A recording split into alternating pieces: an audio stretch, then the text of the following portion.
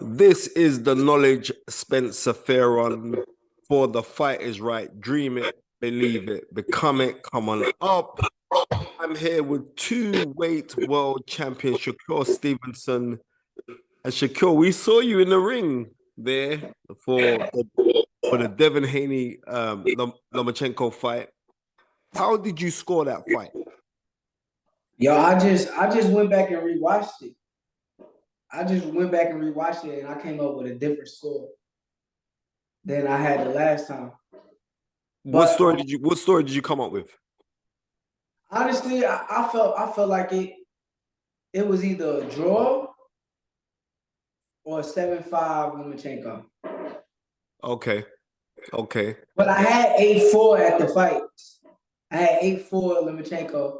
But you know, there's a lot going on at the fight. You can't really see what shots getting in that time. You got people standing up and like it's just so much going on where you can't really get the right score down. So I had a 7-5 or 6-6. Or 6-6. Okay, so Yeah. you had it a bit closer. And if you had it 6-6, one of those rounds could have gone the other way, so it could have been 7-5 for Devin Haney. It was a close fight, right? The thing was Devin landed a lot of good body shots. And Lomachenko landed a lot of like telling blows to the head. Mm-hmm. So like when Lomachenko landed, it was like clear shots where Devin head goes back. And it's like easier to score them shots. Like it's easier to score those shots rather than a body shot where like you don't know if some get through or you know some may not get through. But that's my honest assessment of the fight though. Okay. So Devin Haney has now recently signed a new contract with Top Rank. You're with Top Rank. He did that when? Apparently so. He signed a new contract with Top Rank. Yeah. Yeah, I didn't even know that. Yeah, apparently so. I'm sure Jay Prince will tell you something about that. Is that the next fight for you, or do you need like one more fight at 135 to kind of settle into the weight? Nah. I don't need one more fight. I'm ready. I'm ready to fight. As soon as he ready, you know, he just fought. So as soon as he settled down and he could get himself together, I'm ready to fight. And off of what you saw on the weekend, what are the things that you believe that you could capitalize on? I don't want to tell my game plan, but you know, Devin, he's a good fighter. He did better than I expected. I mean, not expected. He did better than what I thought he did when I watched the fight live. Like when I went back and rewatched it, he did a lot better than what I thought.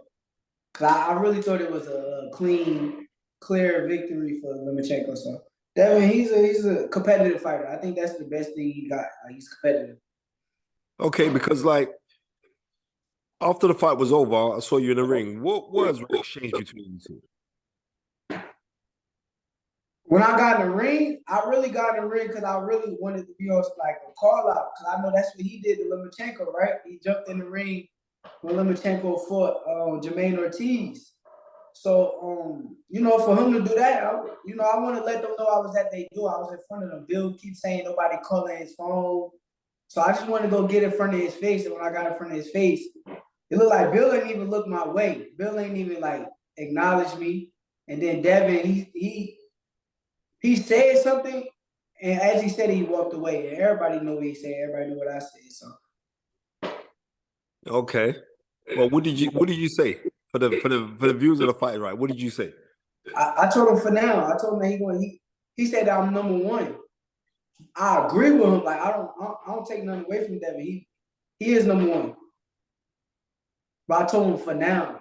Like for now. He's not number one for long. He's not gonna be number one for long. Do you think there could be a fear of Devin Haney actually moving up to 140 and relinquishing the crowns? I think if he was smart, that would be his best bet. I think that would be like if his team was smart, it would be strategic for them to go fight them the fighters at 140. And I'm not saying that 140 is a weaker division. I just feel as though he'd probably be a lot stronger and may feel a lot better at 140 than draining all the way down to 135 and fighting a fighter like me. Okay. So, for instance, if it wasn't you versus Devin, what about you and Tank? You think that's a possibility?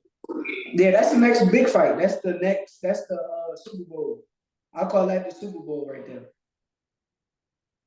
And you're pretty confident that you win that fight, right? For sure. I'm very confident that I'll beat everybody. Right. You used to spar with Tank, right? Yeah. How was that work? Even though sparring is sparring and fighting is fighting two different things, but how was that? Chess match. It was more so like a thinking game between me and Tank. It wasn't like no. It was an elite level sparring and two fighters that could think. It was like a chess match. Two southpaws as well. Was that difficult for either or either of you guys? I like fighting southpaws. I think he said in one of his interviews he don't like fighting southpaws, but I like fighting southpaws. So it was good for me. Okay. So like on the horizon right now, like who are the guys that you want to get in there with? Because I know there's Devin, there's Tank. Is there anybody else? Lomachenko, Yeah? he's not done yet. I think Lomachenko is I thought he was done before I watched him fight Devin. I thought he wasn't like the same fighter no more. But then I watched him fight Devin. I think Lomachenko is still like he's high skill level fighter, and I would love to get in the ring with him. So would you like a fight with like if Lomachenko doesn't? Because I think like I believe that Devin should run this back with Lomachenko. You know what I mean? I know like Devin he's an avid Floyd Mayweather fan. And I know his father is like a fan of Floyd Mayweather's business accumens. I mean similar to like when Floyd fought Castillo, everyone thought Floyd came second best in that, and then Floyd straight away said, "Okay, we'll run it back." He ran it back. Floyd had a close fight with Madonna up at welterweight. I mean, Madonna hurt him in that fight, and he thought, no, cool. We just run that back.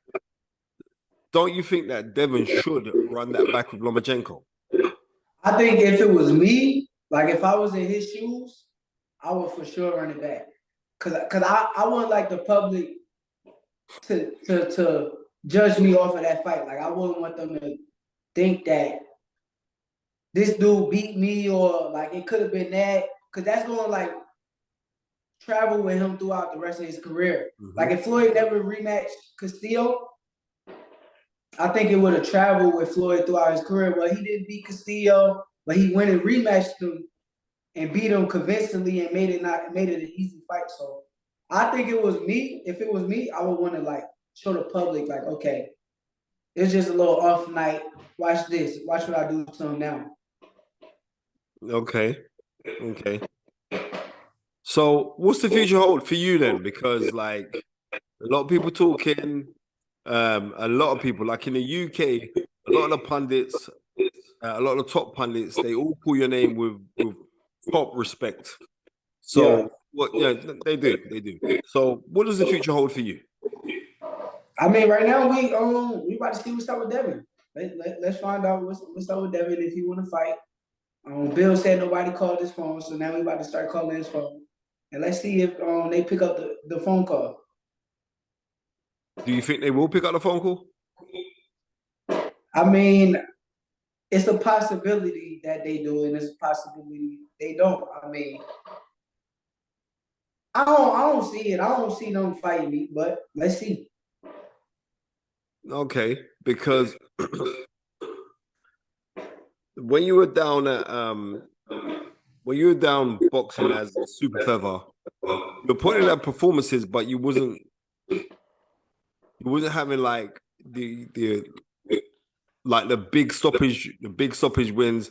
I noticed like in your last fight against the Japanese fighter, Hiroshio, you were trying to put that work in hard. Was that because you felt like I owe like something more spectacular. We admire your skills, but you wanted to show people something a little bit more to your game?